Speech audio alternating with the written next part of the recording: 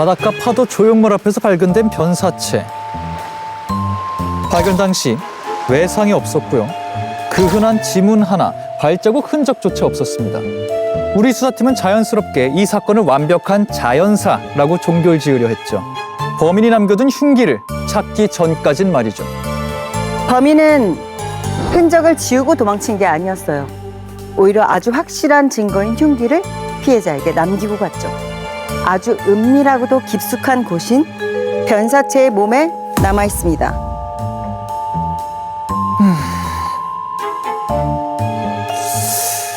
몸 안에서 공격을 했다. 맞습니다. 아주 노련한 지능범이죠. 녀석은 아마 스스로를 수만 개로 쪼개서 범행을 저질렀을 겁니다. 쪼개요? 그래야만이 방어벽을 뚫을 수 있거든요. 아니, 방어벽을 어떻게 뚫을 수 있죠? 그게 이 수사의 핵심입니다. 녀석은 나노 크기로 몸집을 줄인 뒤 몸에 잠입했을 가능성이 높습니다. 아니, 그렇게 잠입을 해서 뭘 했다는 겁니까? 아마 이 피해자도 엉망이 된 면역 시스템 때문에 자기 스스로를 공격해서 사망했을 가능성이 커요. 굉장히 잔인한 고대 수법이죠. 전 못 믿겠어요. 무슨 SF 영화도 아니고. 충분히 가능하다는 걸 보여주는 연구 자료가 이렇게 있는걸요. 연구팀은 그동안 외부 유해물질로부터 신체를 보호한다고 여겨진 피부 장벽을 나노플라스틱이 통과할 수 있음을 확인하고 폐와 간 등 주요 장기까지 확산된다는 사실을 세계 최초로 확인했다. 세계 최초로 확인했다?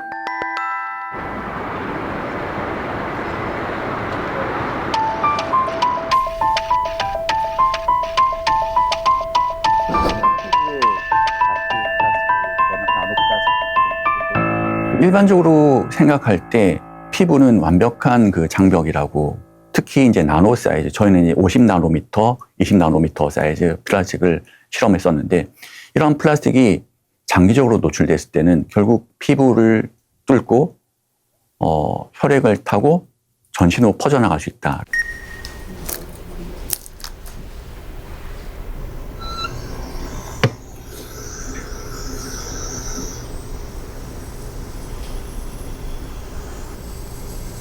방사성 동요소를 붙인 나노 플라스틱을 피부에 바른 다음에 시간이 지남에 따라서 마우스에 어떻게 축적되는지를 관찰했는데, 플라스틱이 표피를 지나서 진피층까지 도달해서 림프절에 모이는 것들을 관찰할 수 있고요. 혈액을 통해서 전신으로 순환하는 것도 관찰했습니다.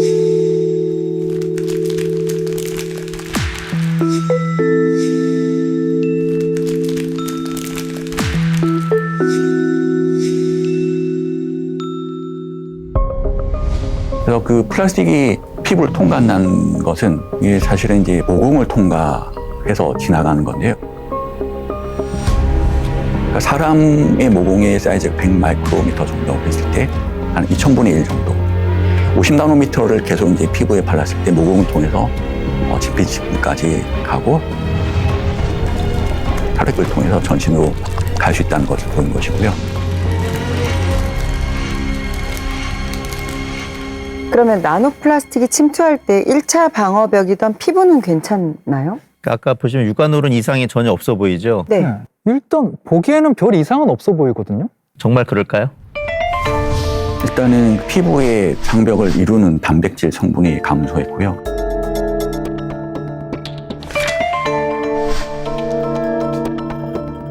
그리고 피부 두께를 재보니까 총 합해서 한 30% 정도가 감소한 것을 관찰할 수 있었습니다.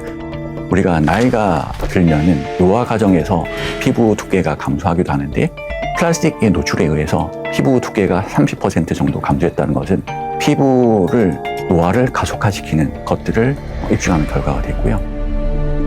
그러니까 면역 관련된 유전자, 그리고 염증 관련된 그런 유전자도 변화를 관찰했고요. 그래서 장기적인, 지속적인, 반복적인 노출이 결국 면역계에도 영향을 미칠 수 있다라고 생각할 수 있습니다. 잡기는 힘든데 여기 쌀 한 톨 보이시죠? 네. 오, 진짜 작다. 요 쌀 한 톨과 비교했을 때 미세 플라스틱이 얼마나 작을까요? 미세 플라스틱은 요거 한 5등분? 쉽게 이야기해 줄게요. 요 쌀 한 톨을 다시 1000분의 1로 팍 쪼개놨다고 보면 그게 미세 플라스틱 크기가 됩니다. 1000분의 1이에요. 먼지 정도. 네, 그것도 잘 상상이 안 되는데 나노로 가면 어느 정도일까요? 어느 정도인데요? 그러니까 얘를 1000분의 1로 쪼갠 게 미세.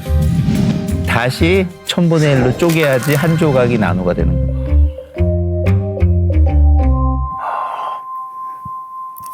공기 같은 건가? 그러네요. 네. 그러니까 모공도 막 들어가는 거군요. 네. 그러니까 대략적으로 정리하면 미세 플라스틱은 그래도 눈으로 보이는 불량배 같은 거라면 나노 플라스틱은 유령 같은 해커다 이렇게 생각할 수 있겠네요. 네. 그러니까 작을수록 해커네. 침투해가지고. 네. 그 작을수록 더 깊게, 더 오래, 더 치명적으로 우리를 파괴하는 거죠.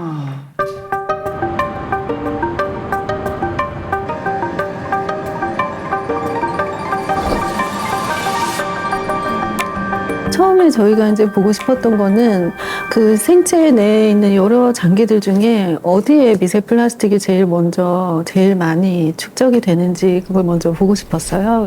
그 모체에다가 미세 플라스틱이 함유된 이제 젤리를 만들어서 이 젤리를 하루에 하나씩 급여를 했습니다. 그래서 섭취를 유도한 다음에 그 모체의 그 자손들의 여러 생체 장기들을 비교 분석을 해봤더니 여러 장기들 중에 유독 그 비장에 미세 플라스틱이 제일 높게 많은 양이 축적되는 것을 저희가 관찰할 수가 있었거든요. 그래서 비장을 분리를 해서 일단 크기를 재봤을 때 비장의 크기가 정상보다 유의미하게 증가되어 있는 것을 확인을 할 수가 있었고요. 그래서 이제 그 무게를 쟀을 때도 무게도 이렇게 증가하는 걸 확인을 할 수가 있어요. 그렇다면은 비장은 이제 면역을 담당하는 그 생체 기관이니까, 그래서 면역력 또는 이제 면역 기능에 뭔가 심각한 상황을 초래할 가능성도 있겠다. 뜻이 미세 플라스틱이 노출된 자손에서 비장 내에 존재하는 세포들을 모아서 그 세포들의 종류별로 이제 분포를 분석을 해본 결과 상당히 비정상적으로 교란되어 있는 그런 현상을 관찰할 수가 있었습니다. 그러면 이제 면역 기능에 문제가 생기고 이제 외부 감염원에 대한 방어 능력도 떨어질 가능성이 있다는 걸 시사할 수가 있는 거죠. 영상 보고 이해는 되는데 하나 조금 궁금한 게 있어요. 우리 안에 면역 세포는 사실 외부 침입자, 그러니까 뭐 세균, 바이러스, 암세포 이런 걸 발견하면 자동으로 공격하게 돼 있지 않나요? 그러니까요. 왜 미세 플라스틱은 공격하지 않는 거예요? 아주 날카로운 지적입니다. 그건 미세 플라스틱의 위장술 때문입니다. 에이, 위장술이요? 네, 미세 플라스틱이 아주 영악하거든요. 그러니까 몸속으로 들어가면 몸속에 원래 있던 단백질을 뒤집어 씁니다. 가짜 단백질 행세를 하죠. 약간 징그러운데요? 그러면 면역세포가 어떻게 반응할까요? 저기 맛있는 먹이가 있구나. 그렇죠. 이렇게 덥석 삼켜버리겠죠.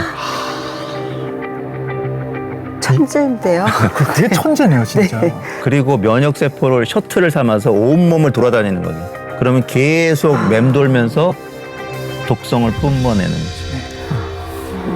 그러한 면역세포들의 교란이 그러면 감염병에 대한 방어 능력에 혹시 손상을 가져다 줄 수 있는지 그거를 저희가 검증을 하기 위해서 3주 된 자손 마우스에다가 그 인플루엔자 바이러스를 저희가 비강을 통해서 감염을 시켰어요.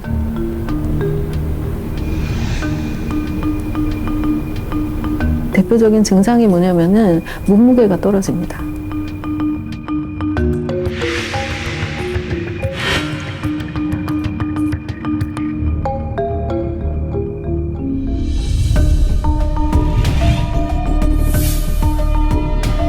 이 감소폭을 보시면 그 정상 마우스의 감소폭보다 미세 플라스틱에 노출된 그룹의 마우스에서 나타나는 몸무게 감소폭이 훨씬 더 큰 걸 볼 수가 있습니다. 그 얘기는 이제 감염이 훨씬 취약해졌다는 얘기죠. 예. 누나 이 기사 보였어요? 최근에 젊은 층에서 암 발병률이 급증하고 있다는 기사인데 그 배후로 지목된 범인의 정체가 진짜 충격적이에요. 최근 젊은 층에서 암 발병률이 급증하고 있는 가운데 그 원인으로 미세 플라스틱이 지목되고 있다. 미세 플라스틱과 불임, 대장암, 만성 폐염증 사이의 잠재적 연관성을 확인했다.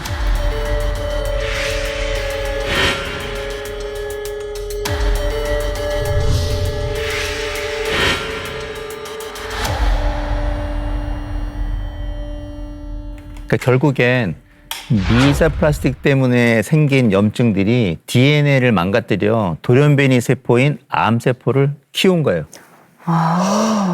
착한 플라스틱은 없나요? 착한 플라스틱이라 아예 없지는 않아요. 듣던 중 반가운 소리인데요. 단 이제 아직 연구실에 있어요. 오. 그곳에 이제 조용히 세대 교체가 될 날을 기다리고 있어요. 착한 플라스틱이. 예. 인구가 계속 증가하고 있고 개도국의 생활의 질이 높아짐에 따라 이 플라스틱의 사용량은 앞으로도 계속 증가되면 증가되었지 줄이기는 사실상 어렵다라고 생각이 됩니다. 기존에 있던 제품을 얼마나 가치 있는 방법으로 플라스틱을 순환시키냐가 이 플라스틱 문제를 해결할 수 있는데 중요한 역할을 할 것이라고 생각됩니다. 플라스틱이 번호마다 서로 다른 이유는 각각의 번호대로 플라스틱을 분리 배출하고 그것들을 따로 재활용이 해야지만 다시 쓸모 있는 플라스틱 제품을 만들 수 있기 때문입니다.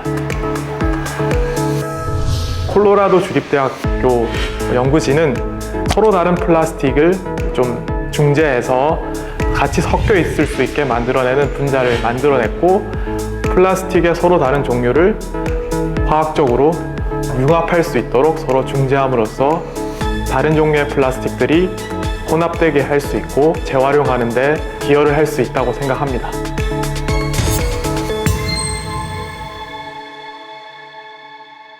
그래서 비트리머는 열 경화성 수지의 높은 내열성과 기존 플라스틱의 성형 가능한 재활용성을 동시에 가지고 있는 소재가 있는데 분자들 사이에 스마트한 자물쇠를 가지고 있어서 필요에 따라 자물쇠를 열어주기도 하고 잠그기도 합니다.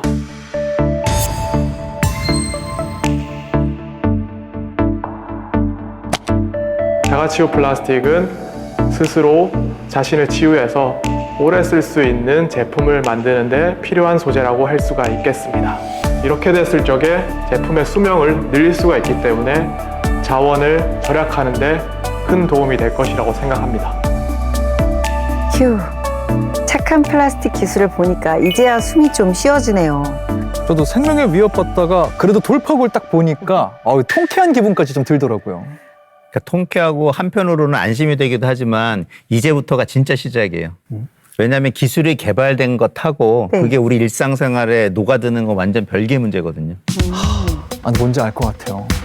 예전에도 저 어릴 때 우리 앞에 얼굴을 한번 비쳤던 좀 착한 플라스틱이 있었어요. 그 이름이 있었거든요. 네. 생체 인식, 아니요, 그거 생화, 땡. 생크림, 잠깐 생각 좀 할게요. 땡. 생플라스틱. 그런 건데, 그런 건데. 네, 생분해 플라스틱을 말씀하시는 거죠? 맞아요. 생분해 플라스틱. 이게 처음 나왔을 때 기사가 분명히 여기저기 났었거든요. 근데 뭐 이렇게 기대만큼 뜨지 못한 것 같아서 좀 맞아요. 아쉬웠어요.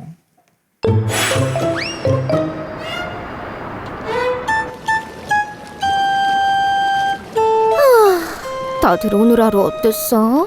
나는 10분 만에 비워져서 버려졌는데 그것도 모자라서 발로 꽉 밟혀서 여기까지 오게 됐거든. 정말 죽고 싶더라. 근데 나 아까 뉴스 봤는데 우리 썩는데 500년 걸린다더라. 500년? 그거 인간들이 자기들 희망사항 적어놓은 거야. 야, 솔직히 말해봐. 우리 중에 썩는 법 아는 플라스틱 있어? 썩는 게 뭐야? 먹는 건가?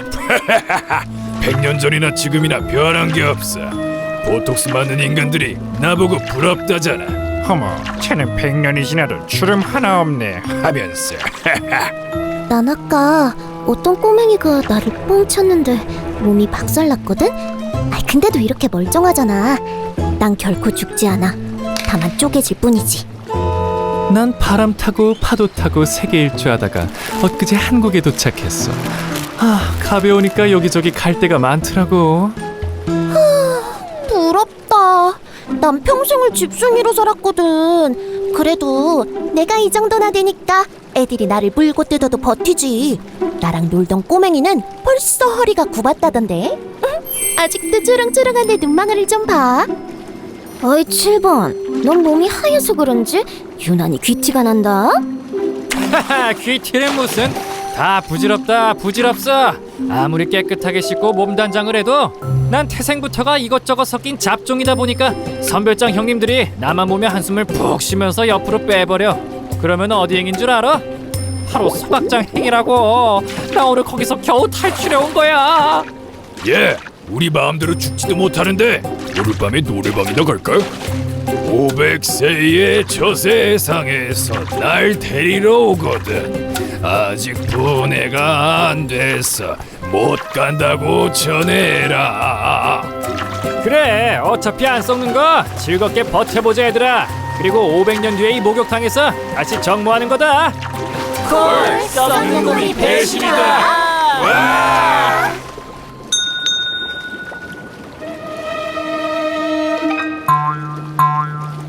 넌 뭐야?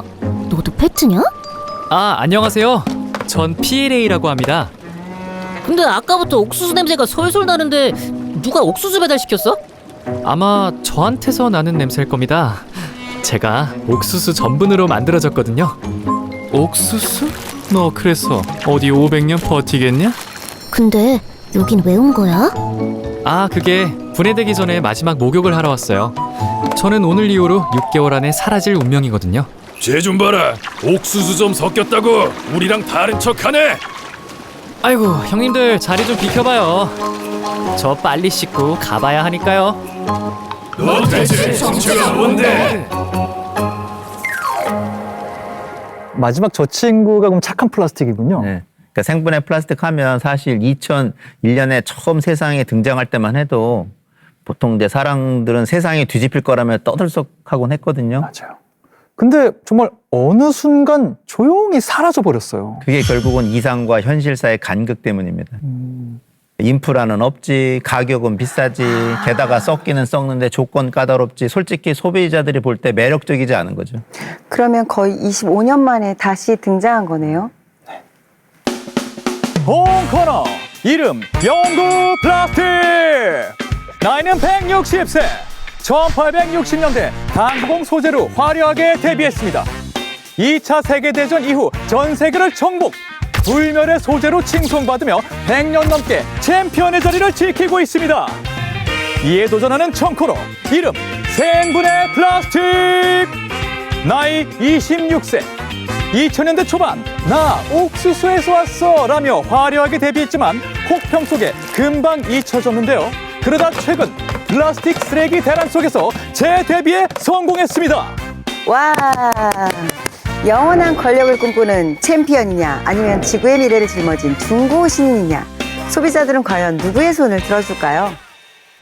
기존 석유의 플라스틱은 원유의 찌꺼기인 나프타를 이용해서 만든 플라스틱이고요. 생분해성 플라스틱은 원료가 자연에서 나온 바이오매스 원료, 사탕수수나 나무, 옥수수 같은 것들을 이용해서 만드는 플라스틱을 일컫고요. 가장 큰 차이점은 썩거나 썩지 않거나 이거겠죠. 다만 이것들을 가지고 사용하신 다음에 미생물이 있는 조건에서 넣었을 때 기존 석유의 플라스틱은 안 썩고요. 생분해성 플라스틱은 특정 미생물 조건에서는 물과 이산화탄소로 완벽하게 분해되는 플라스틱이다라고 얘기할 수 있을 것 같습니다. 그런데 소재만 조금 다를 뿐 사실 같은 플라스틱인데 하나는 왜 분해가 되고 하나는 안 되는 거죠? 네, 좋은 질문이에요. 그 차이는 분자 구조 때문이에요. 분자 구조. 그러니까 기존의 플라스틱이 우리가 잘 아는 뭐 폴리에틸렌, 폴리프로필렌 이런 플라스틱들은 탄소하고 탄소가 아주 꽉 탄소 결합을 하고 있거든요. 이게 보통 제일 깨기 힘든 결합 중에 하나라고 얘기하는데 생분해 플라스틱은 그 중간에 산소가 들어가 있습니다. 약간 이질적인 구조를 갖고 있기 때문에 요 산소에 있는 부분이 약하는데 그거를 끊어내는데 온도하고 배고픈 미생물이 있으면 가능해진다는 거죠. 그런데 생각보다 생분해 플라스틱 이 친구가 그 안 좋은 소문이 있던데. 미세 플라스틱이 훨씬 많이 나온다. 옥수수로 만든다고는 하는데 독성이 만만치 않다더라. 뭐 자연 환경에서는 분해가 왜 안 되냐 하면서 말들이 많더라고요. 맞네요. 그럼 우리가 소문의 진상을 한번 파헤쳐 보면 되지 않을까요?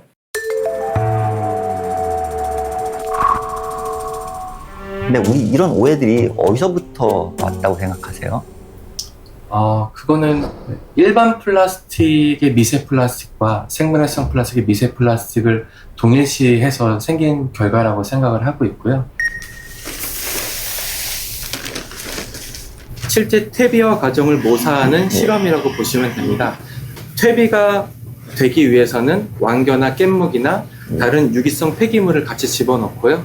여기에다가 생분해성 필름을 적절하게 집어넣어서 한 3개월 정도 이제 생분해 과정을 거쳐서 이게 분해가 어떻게 되는지를 관찰하는 평가입니다.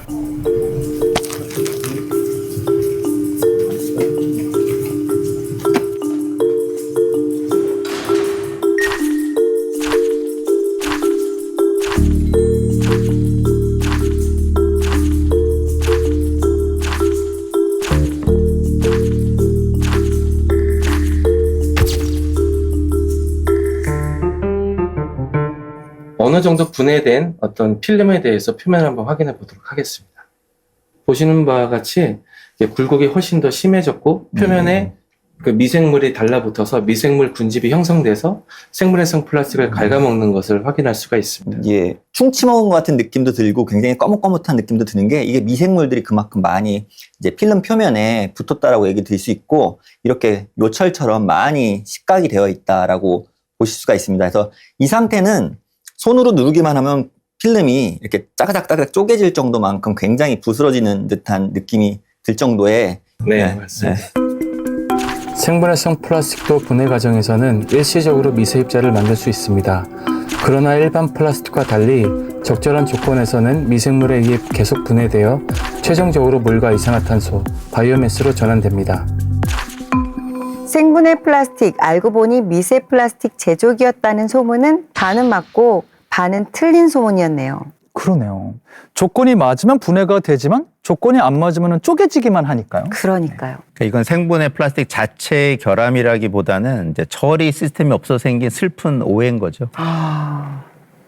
사실 이게 제일 억울한 부분이죠. 예. 석유의 플라스틱에서 발생됐던 환경 호르몬이나 독성 물질에 관련된 기본 정보가 있어서 생분해성 플라스틱도 똑같을 거다라고 생각을 하시는 것 같은데 사실 제일 중요한 부분은 뭐냐면 어떤 플라스틱 제품을 만들 때 그 안에 들어가는 첨가제가 독성에 가장 큰 영향을 미치는 거지 이 소재 자체가 문제가 일으키는 거는 아니다.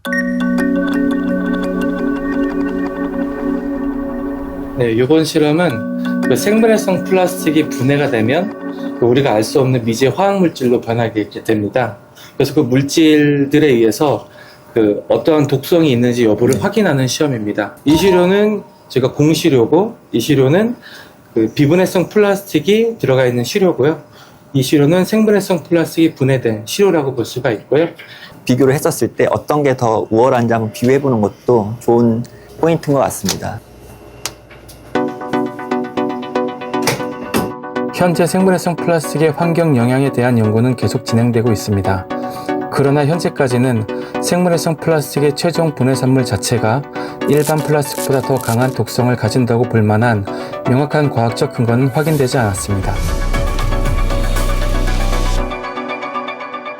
예, 다행이다. 그럼 독성 물질이 더 나온다는 건 완전한 오해였네요. 그러게요. 그래도 아직 해결해야 할 문제가 또 남아 있지만 일단 억울한 누명은 일단 벗은 것 같습니다. 축하합니다.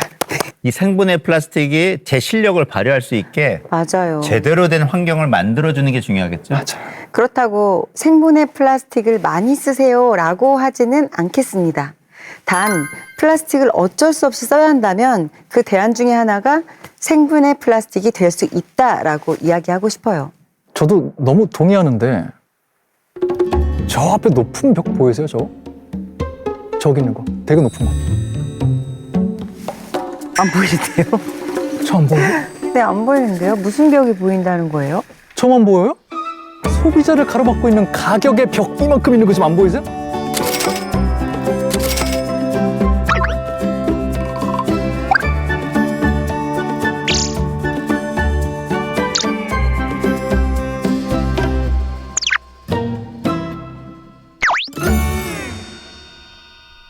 과거에는 친환경 제품을 소비한다라는 것이 비싼 가격을 주고 사거나 혹은 굉장히 불합리한 선택을 한다고 이렇게 여겨졌을 때도 있었습니다.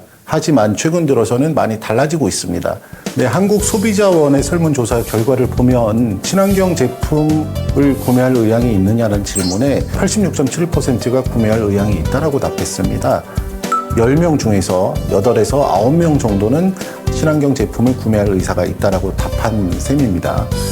우리가 더 여기서 주목해야 될 점은 95%가 현재 제품보다 조금 더 비싼 가격을 지불하고서라도 친환경 제품을 구매할 의향이 있다라고 답했던 점입니다. 이게 하나의 사회적인 규범으로 자리 잡고 있다라고 우리는 그렇게 해석을 할 수가 있거든요. 친환경 제품을 구입할 의사가 있는 소비자들 중에서 91.8% 정도가 관련된 정보에 의해서 굉장히 많이 영향을 받았다라는 그러한 조사 결과도 있습니다. 달라지고 있다라는 가장 중요한 포인트는 무엇이냐면은 소비가 이제는 단순한 구매 행위가 아닌 자기 자신을 드러내줄 수 있는 자기 정체성을 보여줄 수 있는 그런 수단으로 발현되고 있다는 점입니다. 그래서 외재적 동기였던 남들이 하니까라는 것이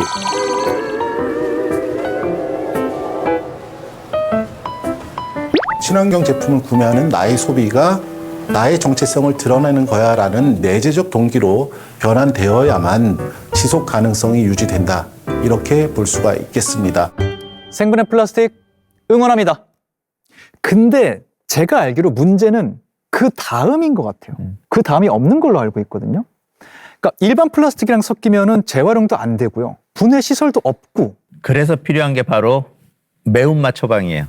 전 세계에서 플라스틱의 가장 매운맛 처방을 내리고 있는 나라 어딜까요? 어디지? 어디예요? 가보고 싶은데. 어딜까요? 봉지율. 오! 프랑스. 오. 안 되면 되게 하라 프랑스 혁명 정신의 매운맛을 한번 보시겠습니다.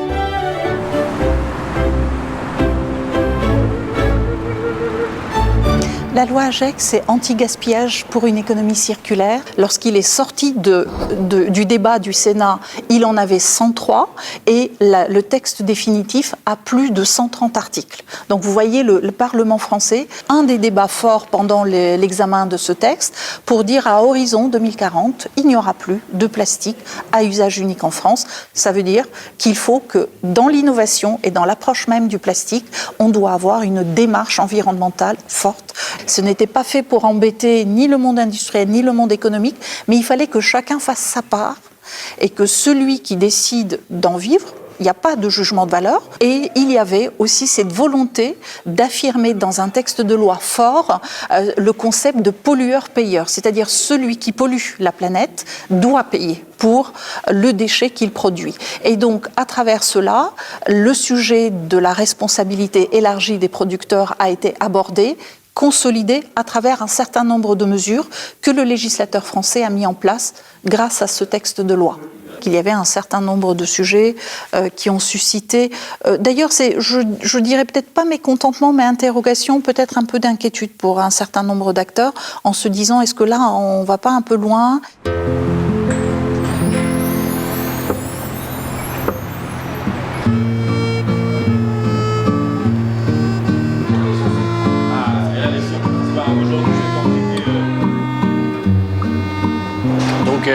C'est la principale caractéristique, c'est que les gens viennent ici parfois pour grimper et une fois qu'ils sont assis à table, ils découvrent aussi une autre caractéristique qui est celle d'un restaurant qui est très axé sur des valeurs fortes de respect de l'environnement. Vous voyez, nous travaillons avec tous les inox, pas de plastique, avec ça et tous les matériels. Nous travaillons avec l'inox, c'est pareil pour la louche, tout ça c'est pareil, l'inox.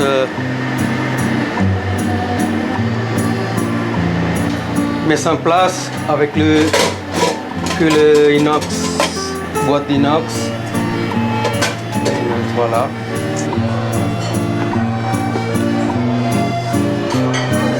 Je te remercie.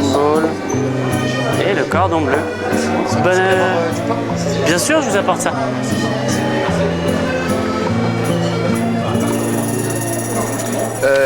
Tout à fait. Alors ça, c'est comme tous les dilemmes, il y a forcément une contrepartie. Et je pense qu'il est important de l'accepter, mais non seulement de la comprendre également, de bien comprendre pourquoi il est important d'accepter cette contrepartie et que quand bien même nous payerons plus maintenant, on payera sûrement moins plus tard et qu'au final, c'est un investissement sur le long terme qui se fait et que c'est très important pour moi de le respecter et en termes financiers, ça ne me pose aucun souci. Donc ça, ce sont tous nos emballages pour la vente à emporter. Tout est fait à base de plantes et entièrement biodégradable. Merci monsieur. Merci beaucoup. Bonne journée. Bonjour mademoiselle. Bonjour. Vous êtes venu ici pour Attention les enfants, prendre laissez un passage, un s'il vous plat plaît. à emporter. Oui, c'est ça. Est-ce que c'est normal que ça soit emballé dans un carton en papier? Bah oui, du coup, c'est un petit peu le but. Vous voyez, ça rend super bien. Puis ça permet d'être écologique. Et puis quand on arrive chez soi, on peut direct le mettre dans sa poubelle. Si je suis honnête, moi, je viens pour cette raison-là. En fait, c'est hyper important pour moi, un endroit où les sacs, jusqu'au bout, en fait, ça va être écologique et où il y a une conscience qui cherche à être mise en place dans cet endroit-là qui, moi, me tient énormément à cœur. Ça, c'est sûr. 낭만 대신 환경을 선택한 프랑스. 하지만 모든 일이 그렇듯 처음부터 순탄할 수는 없었습니다. 강력한 정책과 규제 때문에 웃지 못할 일들이 여기저기서 쏟아져 나왔다고 그래요. 아니 사장님, 오늘 장사 안 해요? 응? 아니 왜 과일들이 포장이 하나도 안 돼 있어요? 법대로 하는 겁니다. 아니 여기 과일 담는 그 비닐은 또 어디 갔어? 그게 내가 지금 법대로 하는 거예요. 아니 사모님 내가 며칠 전에 말씀드렸잖아요. 이제부터는 장바구니를 갖고 나오셔야 된다니까요. 정 장바구니 필요하다 하면은 저기 감자 전분 봉투 저거 쓰시든가. 크게 그냥 던지면 사르르 녹는 친환경 봉투래요. 그래요? 아니 뭐야 이거 왜 봉투가 왜 이렇게 흐물흐물거려? 아주 그냥 사람 여러모로 불편하게 하네. 아이고 나라에서 하라 그러는데 전도를 어떡합니까? 실제로 2022년에 프랑스에서 과일 포장을 금지하면서 설문조사를 했답니다. 결과가 어떻게 나왔을까요? 일단 불편하다는 답이 훨씬 더 많이 나왔을 것 같아요. 그 반대였어요. 저도 이 결과를 보고 놀랐는데 프랑스 국민의 무려 80%가 이 불편한 정책을 지지한다고 합니다. 우와. 이거 진짜 박수 쳐야 될 것 같아요. 멋있다. 투덜대지만 지킬 건 지킨다. 이거잖아요. 네. 그럼 이런 쿨한 행동이 프랑스를 어떻게 바꿔놨을까요? Donc souvent, on me cite comme secteur d'activité où on peut trouver beaucoup de plastique essentiel, le plastique utilisé dans les hôpitaux. Donc oui, je suis d'accord. Il y a vraiment des plastiques, les plastiques qui sont utilisés pour les aortes, pour les organes artificiels, etc. Ça, c'est vraiment des plastiques essentiels. Mais dans les hôpitaux, il y a tout un tas de plastiques qui ne servent à rien. On utilise par exemple des blouses jetables en polyester. Enfin, non, ça n'a aucun sens. On peut très bien utiliser des blouses en coton qui soient lavables, réutilisables. Pour tous les plastiques qui ne nous sont pas essentiels, il faut vraiment apprendre à faire autrement et à s'en débarrasser. Et il faut se dire que réduire notre consommation de plastique, c'est aussi repenser notre façon d'utiliser les objets et leur redonner de la valeur.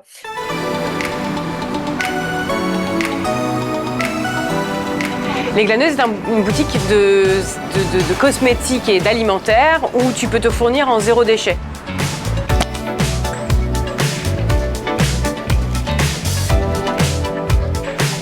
Alors un monde idéal pour éviter la pollution plastique, c'est un monde dans lequel on va consommer le plus local possible parce qu'en fait, au-delà de l'impact du transport, etc., l'emballage, si on parle d'emballage, parce qu'aujourd'hui le plastique il est beaucoup utilisé dans l'emballage, l'emballage il intervient beaucoup pour la logistique, pour la préservation des aliments, etc. Montre tout ça. Bon bah j'ai ramené des contenants. Oui, j'ai ramené les contenants. Hop, voilà. Top. On travaille aussi avec la consigne. La consigne, qu'est-ce que c'est? C'est le fait de prendre une bouteille. Donc, par exemple, c'est des bocaux que nous réutilisons. En fait, on les récupère. C'est le client qui nous les amène. On les nettoie. On les lave à haute température. On les désinfecte.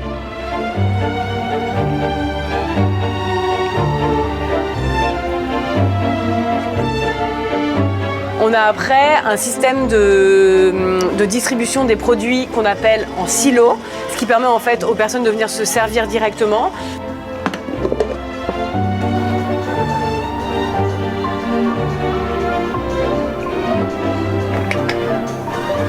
plaisir.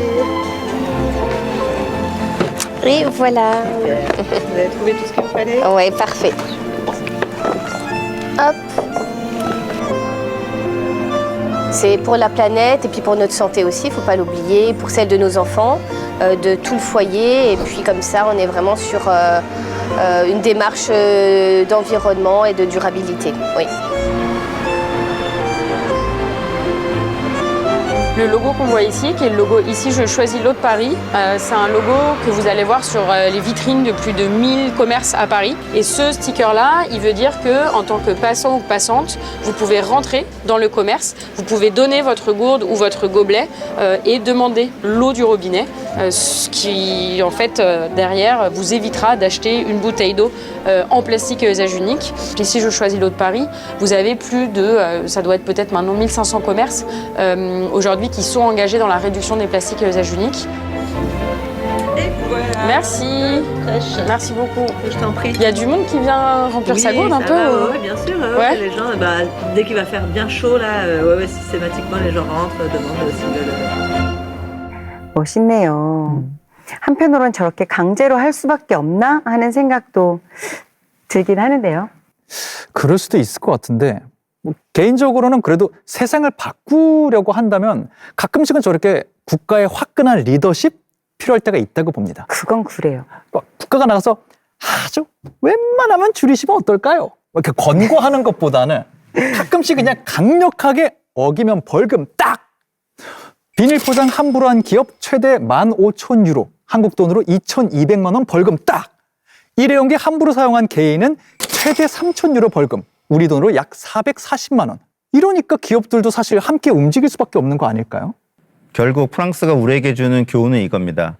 환경은 마음이 아니라 시스템으로 지키는 것이다. 오. 제주 바다가 기후 변화와 해양 오염으로 생명력을 잃어가고 있다는 경고가 나왔습니다. 바다의 사막화로 불리는 갯녹음과 넘쳐나는 해양 폐기물로 제주 바다가 몸살을 앓고 있습니다. 바다와 해안가에서 수거되는 쓰레기 양이 3년 전보다 2배 이상 급증했는데 전국에서 수거된 해양 쓰레기의 20% 이상이라고 합니다. 플라스틱 오염을 줄이기 위해서는 단기간의 노력이나 한두 가지 정책만으로는 절대로 이룰 수 없습니다.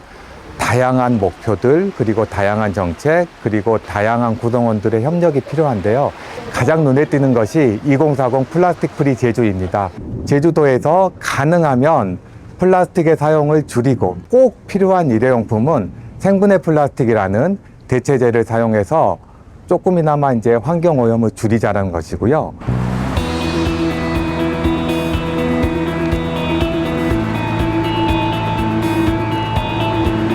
네, 안녕하세요. 네. 이 제품은 생물성 플라스틱으로 만든 물티슈, 생수병, 그리고 비닐 3가지 종류입니다. 저희가 생물성 플라스틱 실증 사업을 진행하는 데 동참해 주셔서 감사합니다. 네.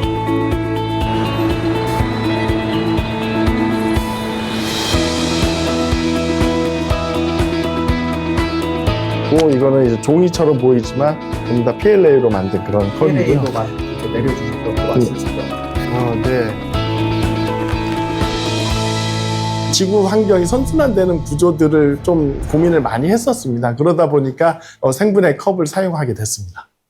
처음에는 이 생분해에 대한 어떤 이해도가 좀 없으시다 보니까 이게 도대체 뭐냐고 여쭤보시는데 분해되는 그런 컵이라고 하니까 알고 나서는 굉장히 의미 있다고 생각하시고 앞으로 이런 걸 써야 되겠다라는 생각들을 하시더라고요.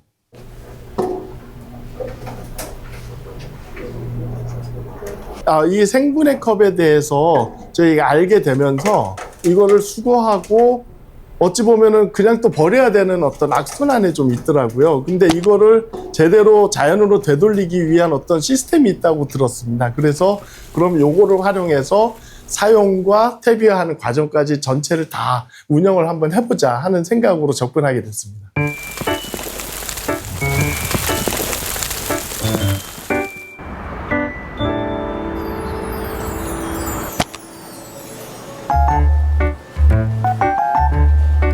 이 용기가 생분해 플라스틱으로 만든 용기입니다. 여기 바닥에 보시면 생분해 플라스틱을 표시하는 환경 마크도 찍혀 있고요. 아무래도 이런 것들을 드시다 보면 음식물로 오염돼서 재활용하기가 어려운데 이것들을 생분해 플라스틱을 사용하게 되면 오염된 채로 재활용을 할 수 있기 때문에 고객분들도 편리하셔서 반응이 좋습니다.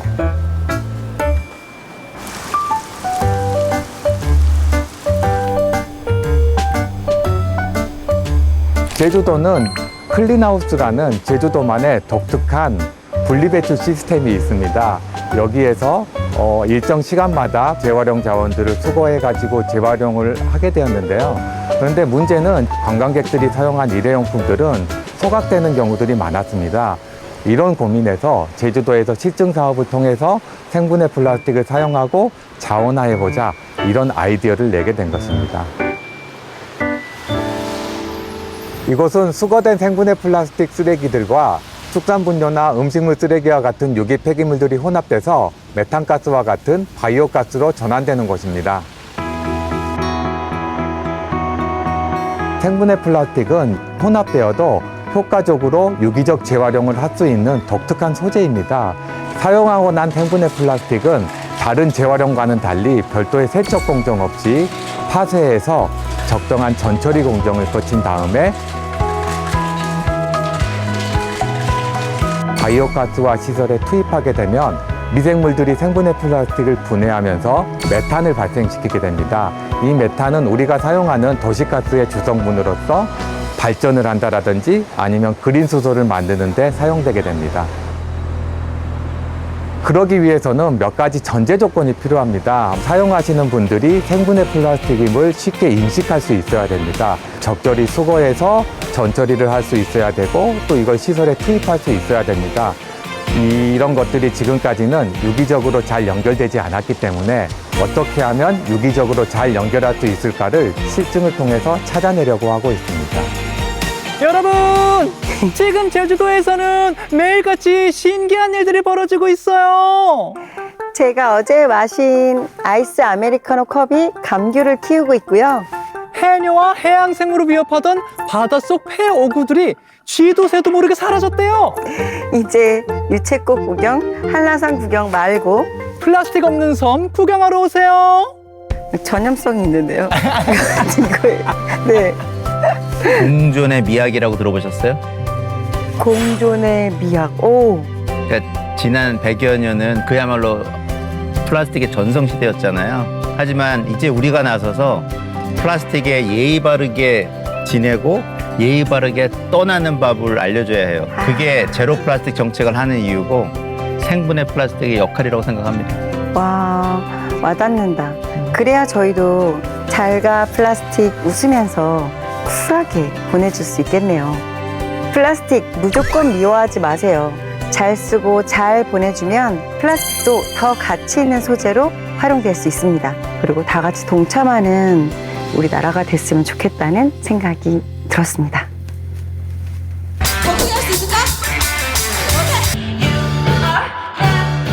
저는 즐거움을 노래하는 싱어송라이터 미진이입니다.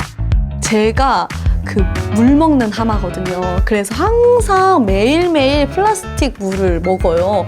근데 어느 날 갑자기 제 차에 봤더니 그 플라스틱 병이 잔뜩 쌓여 있더라고요. 이렇게까지 많이 내가 쓴다고? 라는 생각이 들면서 이걸 조금 줄일 수 있는 방법이 뭐가 있을까라는 그래서 고민을 조금 하다가 페트병이라든지 재사용할 수 있는 플라스틱을 가지고 오시면 현장에서 바로 페이백을 해드리자.